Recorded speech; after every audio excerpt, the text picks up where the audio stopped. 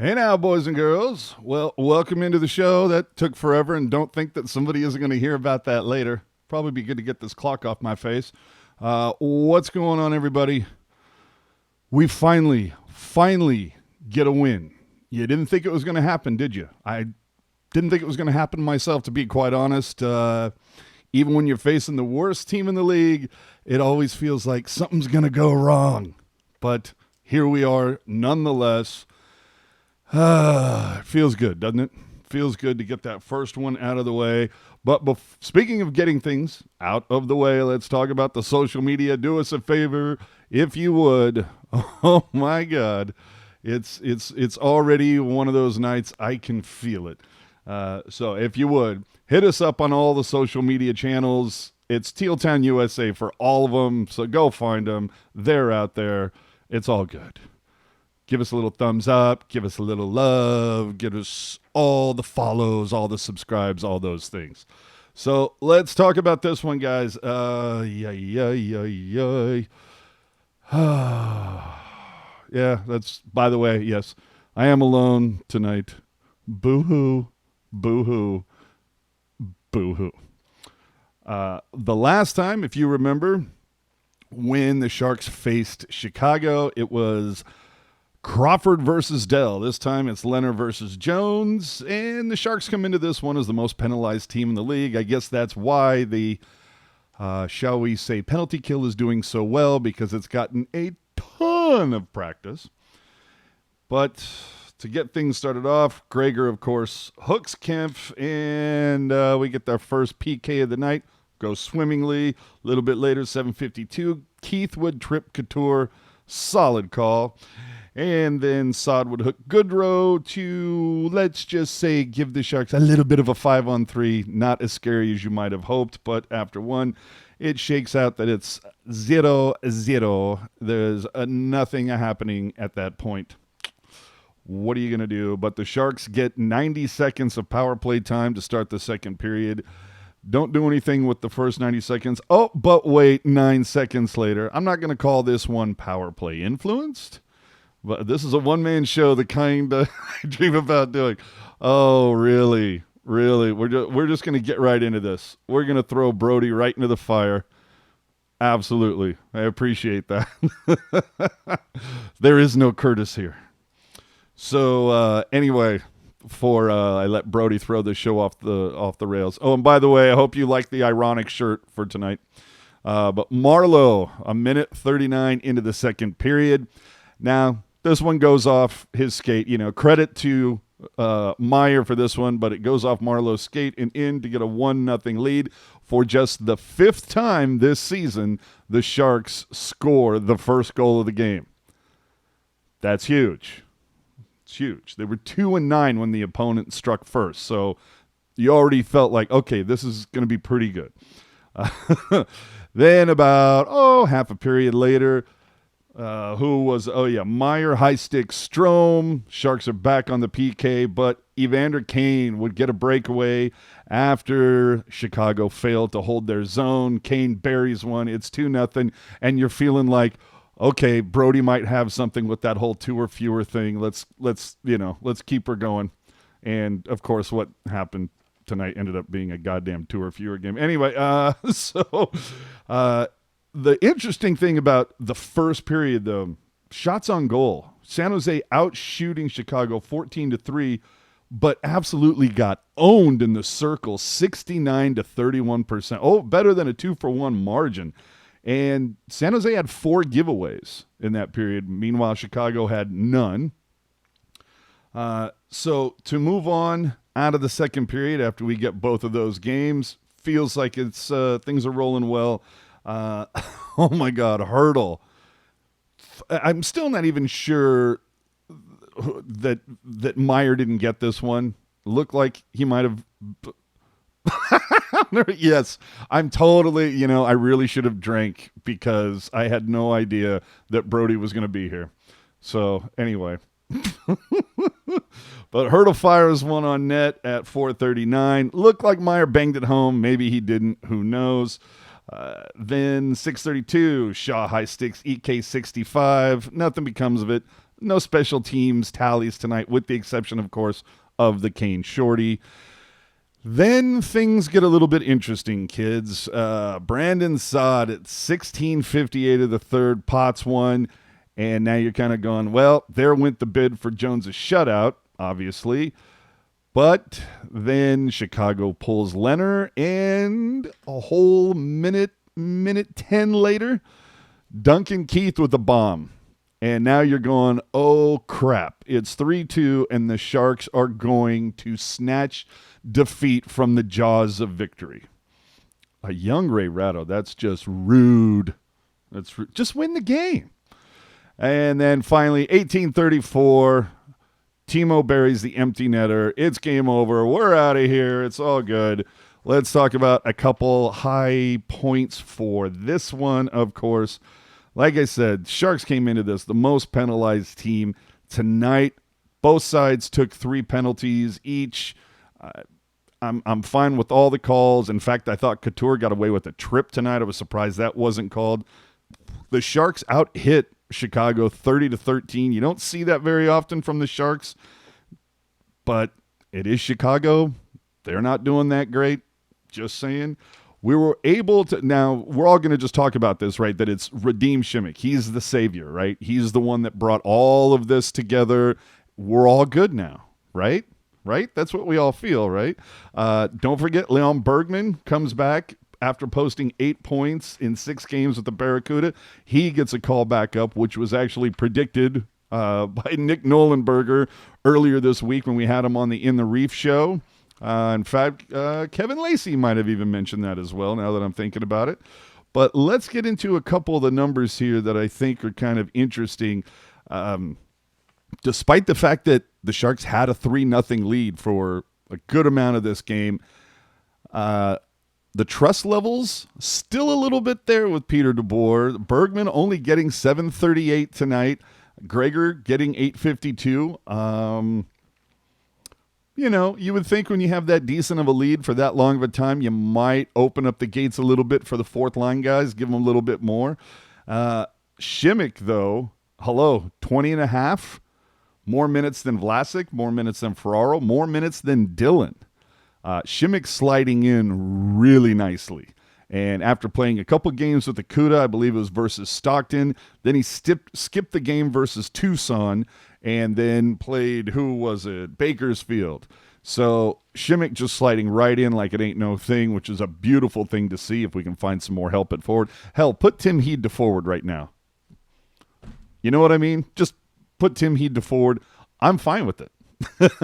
I'm absolutely fine. If he right-handed shot, get him on the right wing side, man. Just anything. All bets are off at this point. Jamie Baker even called it a Rubik's Cube tonight for Peter DeBoer. So that's where we're at. Now, I don't want to lose my mind too much over this, okay? Yeah. Sure, bro. Now, the reason why, of course, Brody is saying this is because he doesn't want to watch any of this. He's got better things to do, let's be honest. But there's no way that they just rolled in. It's that he probably has them over for a podcast or there's something going on. But yeah. Thanks, Hoser. Oh, my God. So, anyway, back to what I was saying. I don't want to get my hopes too high over this. Chicago is not a great team. They're not doing well. Okay, I think they have like one regulation win, like in their last 8 games or something. So I can't get too excited about this. Did I see a lot of things from the Sharks that we haven't seen in a while? Absolutely. They seem to play a little, although they did try to give the game away there at the end. They still lack that being able to put their, foot on the throat of their opponent when it means the most. Would have liked to have seen the defense lock down a little bit better and protect Jones. Would have been nice to see Jones get that shutout because God knows the guy could use it for his confidence and his awful goaltending numbers right now. I mean, I believe there was, I want to say it was Hockey News, but, so many publications come in. But there was a couple publications pointing out that, out of 50 goals that start, more than 20 games, or 50 goalies that start more than 20 games, Dell and Jones are right there towards the bottom, as the Sharks are in a lot of bad categories, including the Pacific Division. But it is what it is right now. Now, if the Sharks, tonight's win for me goes out the window. It's forgotten about. It's an anomaly if the Sharks can't beat a awful Minnesota team come Thursday. That's now, and if they have a great, even if they lose, but if they have a great outing versus Nashville, at least things are pointed in the right direction, which of course they need to be, because you want to get back into the playoff picture, guys. You definitely want to make that happen. In fact, let's check the standings, because one of the things that I don't believe was really talked about tonight during the cast is the fact that there were, I believe everybody but Edmonton was involved in a game tonight. So there was a lot. Yes, Burns to goalie too. But there are a lot of games tonight. So with this win, you all are going to lose your minds. San Jose has crawled one step out of the basement. They are no longer the worst team in the Pacific. LA has taken that mantle right back with a loss tonight. And checking the other numbers, how the hell did Anaheim just plummet out of the top three? It's been interesting the way that's rolled. But anywho, again, I don't want to get too crazy over this win. Of course, I'm glad to have it. It feels like it's about time, but I can't ever get too nutty about wins against bad teams. If they pull this off against a Buffalo, a Nashville, well, I don't want to say Colorado at this point, because they've dropped 4 straight without Rantanen and Landis. It's just things are bad in Colorado right now. But I want to see the Sharks come out and really hand it to a solid team. That's what I'm looking for. Sound good? So, if you have any questions, I'll take them now. Okay. Actually, I have something that I want to say. This is kind of serious, but I want to get it out there because it's been driving me nuts over the last day or so. But I want to let everybody know that, look, we're hitting our 5-year anniversary doing live casts in a little over a month or so. And when we started doing this, we were one of very few doing it. Like Dudes on Hockey had a podcast at that point, but they weren't doing anything live. They weren't using video. I mean, no one was utilizing video, really. Aside from them, there were no regularly produced Sharks Focus casts that I can recall, and that's no disrespect intended to if there were some that I'm just not knowing. But since then, and like I said, nearly 5 years ago, we've just seen a proliferation of hockey and Shark-specific podcasts. Some are audio only, some do incorporate video, some do both like we do here. And I know that there are some podcasts, whether they're sports-related, tech-related, music-related, whatever, they'll ignore any other cast that offers similar content. They won't even acknowledge or mention them for fear of losing viewers or listeners to them. And personally, I don't care. Ignoring something does not make it go away, folks. How often did we ignore Bodker? He didn't go away for quite some time. That said, since we began as Pucknology and then rebranded a couple years ago as Teal Town USA, several others have joined the party. Fear the Fin has done stuff. We know Brody, of course, in his insanely popular YouTube channel. There's Fin Factor. Morning Tide with Ted Ramey began last playoffs. John Root, your in-game host, is now doing a game day casts. There are probably some others that I'm just simply aware of or just not off the top of my head right now. However, when you compare now to the near complete absence of Sharks content a few years back, and it was damn slim pickings, it's an awesome time to be a Sharks fan with all this content, especially if you don't take the Sharks' current record into account. Now, that said, it's come to our attention that a couple of these shows are being trolled with people going into their chats or going into their comments with mentions of Teal Town USA. Now, I totally appreciate the promotion and the show of support from the people that are kind enough to watch our little dog and pony act here, especially when Brody comes in. But there's no need to troll anyone or vote down their content, whether it's on Reddit or YouTube or whatever. We're not in competition with each other. Each of us provides something different, and this is all subjective. So, in fact, try them all out and go with the one or the ones that appeal to you. If we happen to appeal to you here as a Sharks or a hockey fan, that is awesome. And please tell a friend and help us reach a wider audience. Now, if we don't appeal to you, that's fine too. But it's no reason to vote down our content, nor is it a reason to vote down anyone else's content. It's far more important to support what you enjoy rather than wasting time trying to bring others down. If it's my thing, subscribe to all of us. I'm fine with that. We still remember being Sharks fans starving for more content because local sports talk radio, as we've lamented ad nauseum, did not serve the local Sharks fan. And we're incredibly proud to have blazed a trail from many others that didn't exist when we started. We tried a lot of different things and looked at what worked and looked at what didn't work. And we've built great relationships with other casts, like our friends at Let's Go Blues Radio, of course, Brody, who's kind enough to join us from time to time, Ted Ramey as well. My point is, there's plenty of space for everyone to talk about Sharks hockey or whatever. So if you're one of our listeners or viewers and you're trolling other casts with mentions of us, we just ask you, please stop, because we appreciate the passion, but we're here to just talk hockey, not create false rivalries. We're all here to have fun and talk about Sharks hockey and see if they'll ever beat a team with a winning record again.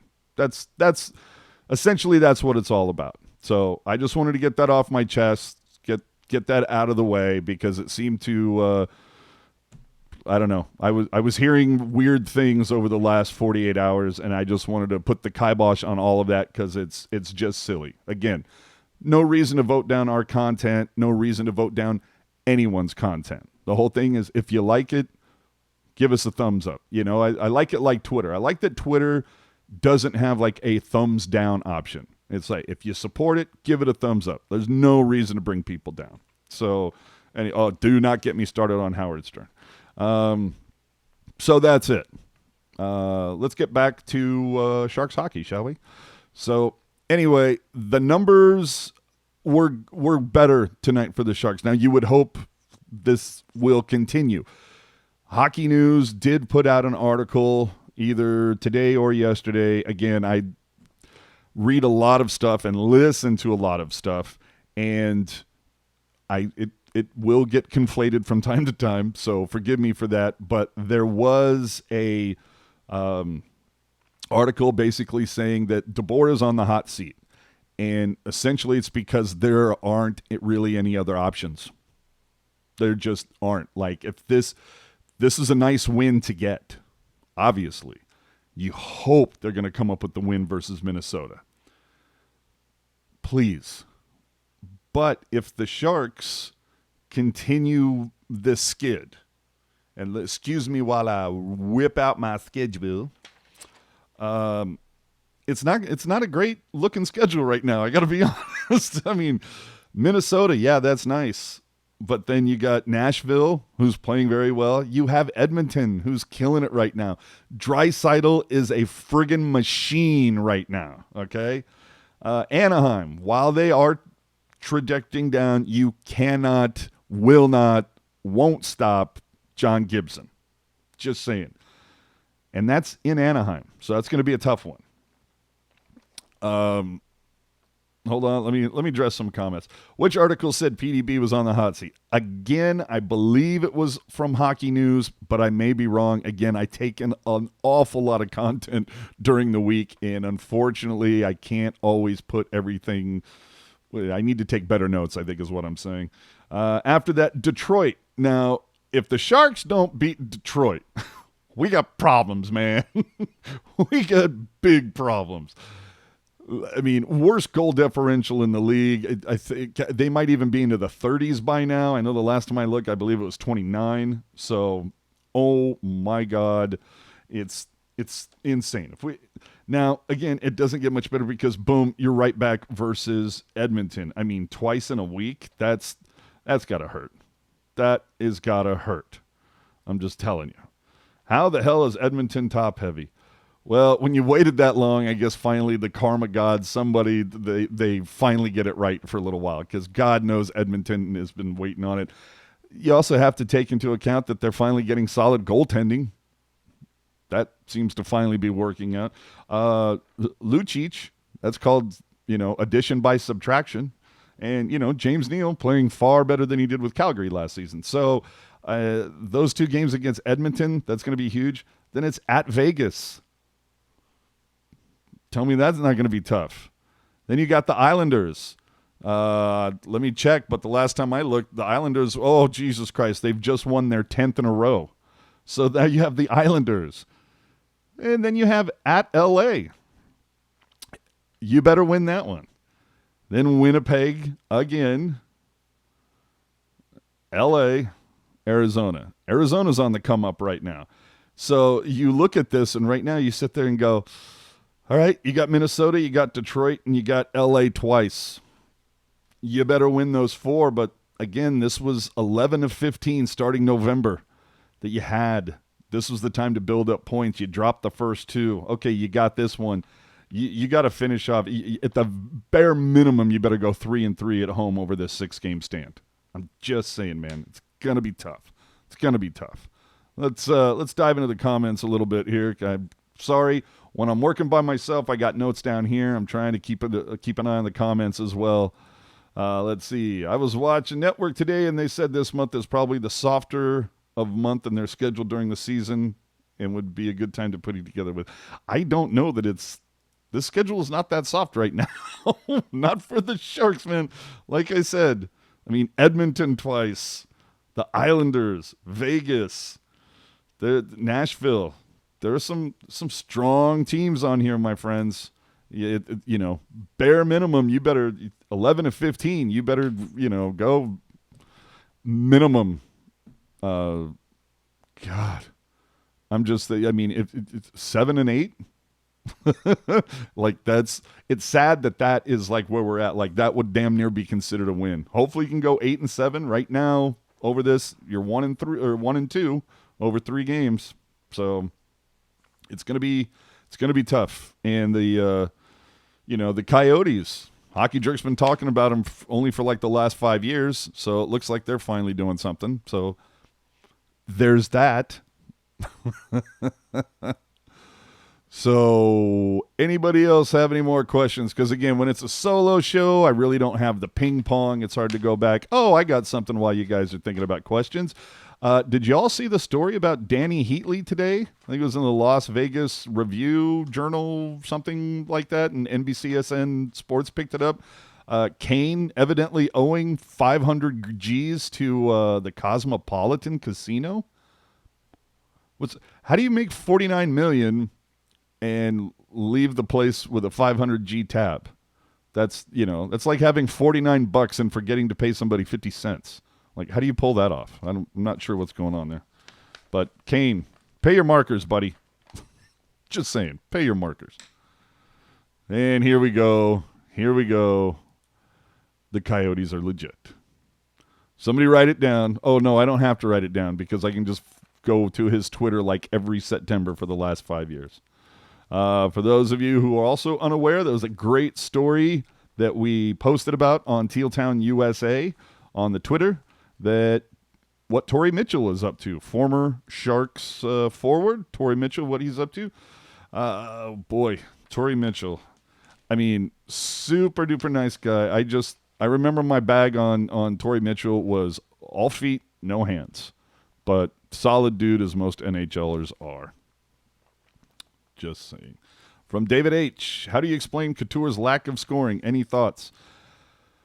That's a great question. It's a shame Brody's not here because, Logan Couture fan club and all. I honestly, I don't know. I don't know if they're keying in on him. What's going on? You better start keying in on Evander Kane, I'll tell you that, because that's starting to work out pretty well. But I'm not sure what's going on with Couture. I don't know if the weight of the sea is weighing him down. Honestly, I'm a little shocked Couture doesn't have at least 4 or 5 tallies by now. But maybe it also has to do with the fact that it's hard to get off shots on goal when you're too busy playing defense most of the night because the defenders on the ice aren't. Could be. Just saying. What did you think of the Sharks' defensive effort tonight? Good Sharks or bad Blackhawks? Yes. Yes, yes, yes. What? Gotta excuse AJ. He's doing a one-person show. What did I do wrong? What am I doing wrong? What did I screw something up? I mean, that's not without. That's totally within the realm of possibility. I'm just trying to remember what it was. What else we got here? Did AJ confuse Danny Heatley and Evander Kane? Did I conflate Heatley with Kane? If I did, wow, that's wrong. Why would I even consider Danny Heatley? Anyway, oh boy. AJ, you and Brody should work out getting him as a guest co-host for a national game after dark. We've done that before. I would love to do it again, but Brody is nice to. He's kind enough to join us when he has the opportunity, and quite honestly, when he gets nights off like this, I feel bad bugging. I feel bad bugging him no matter what. But I don't, it's rare that the guy, between the A's and the Sharks, it's rare that the guy gets a night off. Let him enjoy the dog, the son, the wife. Let him have family time. And, I'm never going to try to encroach on that. That said, I'm going to be looking up the next national game on here just to see if he's free. Oh, boy. So, anything else here before we have the goddamn courtesy to give all of you a reach around? Is it about that time? I'll give you another minute here. Oh man, hot take is in the house. Hey everyone, traffic in front was definitely causing problems for Jones. Sharks may be lucky they face a struggling Hawks team tonight. Things could have been different. Important win regardless. All of those things are true. All of those things are true. AJ should set up Skype for phone calls during solo shows. That, my friend, is an interesting idea that I think I may be taking into account, but I would have to set up something where I would say, okay, now the phone line is open. That's the one thing. And it would require some more technical tweaks on my end. Speaking of which, could we have gotten the show off any later tonight? That will be discussed. Just know. Just know that. AJ Quick, Steve Shields or Vesa Toskala? Go. Always Toskala. I don't care that he gave up a 200-foot goal. The only way I'm going to go with Steve Shields in that situation is if he's also given like a 5-foot length of rope, one around one end tied to the post, the other one around his left skate. Because, dear God, that guy always played out way too high. Anyway, oh, good for you. That was for Kevin Lacey, everybody. And there you go. So, for the goddamn common courtesy to give you all a reach around, let's go. Let's do this. Anything worth a damn? Probably not, but we're still going to talk about it. Ay, ay, ay. The Islanders did, again, beat up on the Senators. At least somebody beat up on the Senators. It'd be nice if the Sharks could. But, hey, former Shark Thomas Greiss getting yet another victory. Told you, the Islanders are on fire right now. Hottest team in hockey. 10 wins? Are you kidding me? 10 straight wins. Can I have that schedule, please? The Flyers. Flyers pull one out. I don't want to say a gritty win because, but 4-1 over the Canes. There will be no storm surge tonight. The Golden Knights, yes, they won, but largely in part because Marc-Andre Fleury returned. If he goes out again for any significant time, let's see if the streak continues. But the Knights over the Blue Jackets. Oh, you know what? I want to talk about the Blue Jackets here in just a hot second, but let's get through this. Oh, boy, the Canadiens. That's right, the beginning of the doubleheader tonight. Canadiens 5-4 over the Bruins. That's kind of a shock to me. Bruins were rolling for quite some time, and it seems like any game that Pasta gets a goal in, the Bruins win, but alas, tonight was not one of those efforts. The Toronto Maple Leafs 3-1 over the Kings. Again, the Kings they can't buy a win. I'm surprised quick. Just leave them in Toronto at this point. That contract, everything about it. Oy. The Devils 2-1 over the Jets. I think that now it wasn't a shootout, but I think that really goes to tell you when the Devils beat you how far things down have gone, especially when you look at the performance Hellebuck threw up against the Sharks just a few days ago. The Stars climbing their way up, man. Remember, the Stars did not start the season off well whatsoever.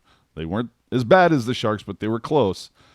And they're climbing out of it, guys. 4-1 over the Avalanche. Now, again, the Avalanche missing key pieces right now. We'll see how that changes down the line when they get healthy.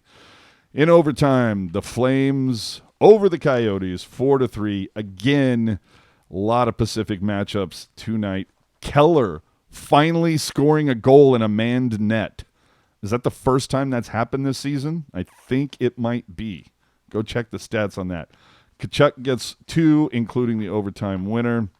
Bennington for the Blues pulls out a 2-1 victory in overtime over the upstart Canucks this season. That, I bet you, was a fantastic game. The Minnesota Wild, they're not good. They were good enough to beat the Ducks tonight. They did get past Gibson, and guess who got the victory? That's right, former San Jose Sharks, Alex Stalock. Hey-yo. And then, of course, the Sharks 4-2 over the Blackhawks. So let's just, for a hot second, look at where our standings are sitting, just at least in division for right now. Oy, oy, oy. So Edmonton still at the top. Vancouver right behind them. Arizona right behind them. You got a three-way tie now with 20 points apiece between Arizona, Vegas, and Calgary. Edmonton at 22, Vancouver at 21, and then Anaheim at 19. What a log jam in there. Anybody could have a win or a losing streak, and these standings are going to change immensely. But, scraping the barrel right now. Sharks at 11 points, LA at 10. If you don't think those games against LA this month are huge, think again, my friends. Think again. But Dallas on a 4-game win streak. It's about time. St. Louis on a 5-game win streak. And, again, the Islanders, 10 game. Where did that come from? Anyway, let's go to some of the questions here. Is Dell starting on Thursday? I was almost a little surprised Dell didn't start tonight since he did pick up a victory at United Center. But got to get Jones some confidence. Will he start versus Minnesota? I don't know. I think if I'm PDB, I might want to try to build on this, so I leave Jones in. God, that's the one thing about this month is that aside from the final games of the month, Friday the 29th and then Saturday the 30th, there's no back-to-backs. I will imagine Dell will get a start somewhere in there, but right now I roll with Jones again, see what happens. We both know that their numbers are pretty much the same, so one or the other, I don't know that it matters too much. Loss of faith in Dell? What year are we talking? Just asking. Anything else, Rocket? Oh, I know what I wanted to talk about. Let's talk about the Lucic suspension, shall we? For those of you who are unaware, Lucic got a 2-game suspension for outright sucker punching Columbus Blue Jacket player. Now, what's his name? Sherman? Something along the Cole Sherman. Anyway, boy, that's. I want to know what you guys think. Is that a sucker punch? Absolutely. Is it worthy of a 2-game suspension? I'm almost surprised it wasn't a little bit more. It's not like Lucic doesn't have a history of being a dirty player. So I'm surprised it wasn't 5, to be honest, because you don't want guys running around the ice just straight up sucker punching guys. And some people are saying that, well, Lucic went after him because he took a poke at the goalie, and you always protect your goalie. Since you're 9 years old, you told Sherwood, yeah, okay, I got it right. When he wasn't taking outright hacks. He took a poke, see if he could get the puck loose. It happens. We see that all the time. What we don't see all the time is some guy coming over and sucker punching the guy who did it. Now, the reason why I think Lucic lost his mind is if you rewind that play about 5 seconds earlier, Sherwood completely mugs Lucic of the puck on the sideboard. Made Lucic look silly. And, people know the name Lucic. No one knew the name Cole Sherwood until he got punched. So I think Lucic he was just pissed off that he got the puck stolen from him. And I think that was pretty much it. Made him look silly, and that's what he was upset about. I really don't think it was the goalie that I don't think it was the goalie issue at all. But that's my take. What do you guys think? I just think it's funny. Oh man. So Lacey pointing out Lucic has a previous suspension of literally doing the same thing to someone else. See, so there's history, and I think that's the reason why I'm kind of surprised it's only 2 games, to be honest. But Lucic not doing himself any favors. That trade has worked out really well for one team and really poorly for the other. Just saying. Any other items of note here, people, before we think about signing this off? And while we're waiting for some more of your questions, we're going to throw this up one more time for you. Be a part of the show and interact with us. Obviously, there's a YouTube chat. If you want to support the show, use the super chat option. That would be fantastic.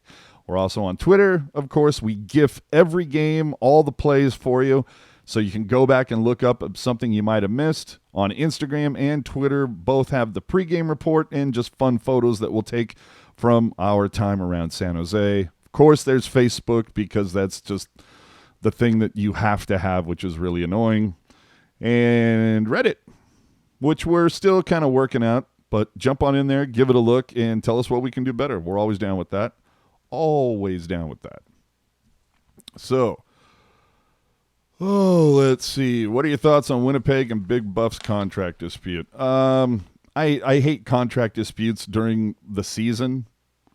And, when things aren't going that great in Winnipeg, I mean, for Christ's sake, man. I don't know if you guys caught it, but ESPN put out an article today that was an NHL poll of players. And one of the questions was what's the city you hate the most or whatever, the one you hate to travel to when you're on the road. And I think it was 42% or something said Winnipeg. And then another 30-something% said Buffalo. So they got problems up there, but let Buff go. He's got his stuff with Chicago. He's going to be just fine. Just fine. Oh, let's see. Discord. We might do some stuff on Discord. Yeah, it might be kind of cool. We might do some audio-only stuff on that. There's something else I wanted to ask you guys. And I probably shouldn't ask this with somebody in the chat right now, because they probably need to be asked this before all of you, but I don't care. What do you think about us doing, if we start doing the Pucknologist live every Sunday? Say, every Sunday at 7 p.m. Is that something you guys would be interested in, or do you like that it's just going to come out late Sunday with some extra production, or would you prefer it go live? Just throwing that out there. Hit me up on Twitter at TealTownUSA or at AJ_Strong. Let me know which way you're kind of leaning. Because some days I want to go live. Some days I'm like, meh. It's always interesting. Always interesting. Final call for the questions, because I'm gonna get out of here. I got stuff to do. And hell yes, everybody wants a live show. Great. Great. Puck Knowledge is live, and Hockey Jerk just lost his mind.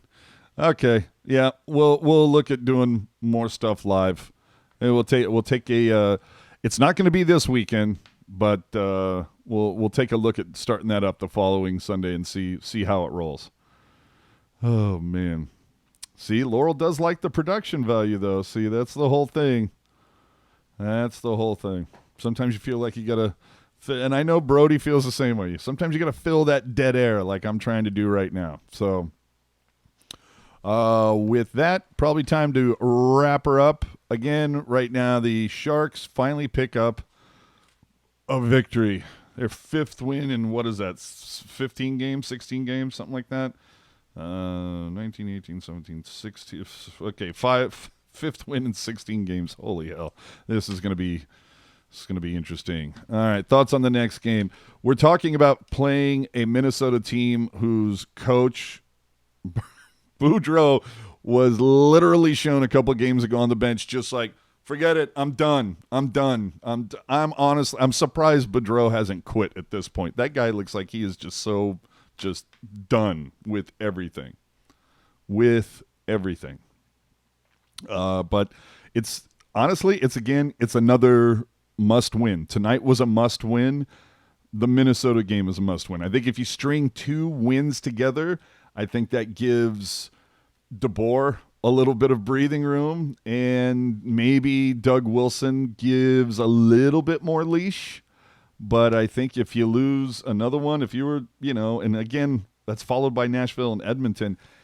If you let Minnesota come in here and push you around, and then Nashville and Edmonton, and you get this 6-game series and you go 1-5, something's going to have to happen, especially if everybody in your division keeps pulling away. So I think that's probably it here. Final thoughts, anything. Okay, I'm done. This is silly. Again, I want to touch back on the comments that I said before. Please, we appreciate the passion. Please don't go to other people's chats or comments, or there's no need to vote down anybody else's content. We'd certainly appreciate it if you voted ours up, but we would also appreciate it that if this doesn't appeal to you or you don't like it, hey, no one's forcing you to watch, and you don't have to vote it down. Just go on and do your other thing, and that's the same thing across the board. So, again, appreciate the passion, really love the promotion of the show, but not something that we want to, again, we're not trying to create false rivalries here. That's not what any of this is about. Just go support us. If you see us posting on Reddit, please vote us up. Give us some love there. Tell a friend. That's really the big thing. Tell a friend. Help us grow the base, whether it's adding subscribers for our YouTube channel. We're starting to get kind of close to 2K, which is something we'd obviously like to get to. We're getting close to, I think, 4,700 on Twitter. We'd love to try to hit 5K before the end of the season. I think we're at like 1,750 or something on Instagram. We'd love to get that up to 2K before the end of the season. So please, that's a big thing. If you don't have to go troll other people, just tell your friends about us and tell them to give us a shot. You don't have to you don't have to watch everything. If you're a Pucknologist fan, but After Dark isn't for you, that's fine. If it's vice versa, that's fine. Just let's all just respect each other and what we're trying to do. Again, plenty of room for everybody, and the most important thing is we're all talking about the Sharks, which is really what it's all about. Let's just hope that they can string some wins together. All right? Sound good? Sounds good for me. A couple things I want to pimp before I split. If you did miss it, we did talk to Drew Remenda on Halloween. You'll have to I'm trying to get the guy to talk on something other than a damn cell phone. I'm still working on that. Give me some time. I'm going to have to send him a tablet or something like that that has Skype preloaded or something. But forgive the audio quality because of his cell phone, especially at the beginning because there was a little bit of crackling, but it seemed like we got it dialed in later. But talk to Drew. We're doing a thing every other week. Kevin Lacey can tell you about at Kevin Lacey 22. But working with Nick Nolenberger, from the San Jose Barracuda to do something every other week to just keep you informed, keep you in the know as to like what's going on with the baby Sharks. And with that, I believe we have an interview coming up soon with Nick DeSimone, San Jose Barracuda defenseman. That is coming soon. And maybe a surprise or two that we're working on to have come in the near future. So just stay tuned, everybody. And again, help spread the word. I think we got a couple Teal Town USA shirts left that are left on this. I think we have like a couple large Teals and like a small women's or something. But those are on the website as well. And if you're interested in anything else like that, again, me personally, AJ_Strong on the Twitter, the show at Teal Town USA. Again, thanks for watching, everybody. We certainly appreciate it. And tell a friend. Just don't troll someone else. Sound good? I like it. Good night, everybody. Keep it real. We're going to keep it teal. And we're going to keep it real teal. Oh, yeah, baby. Enjoy your night. We'll see you Thursday after Minnesota.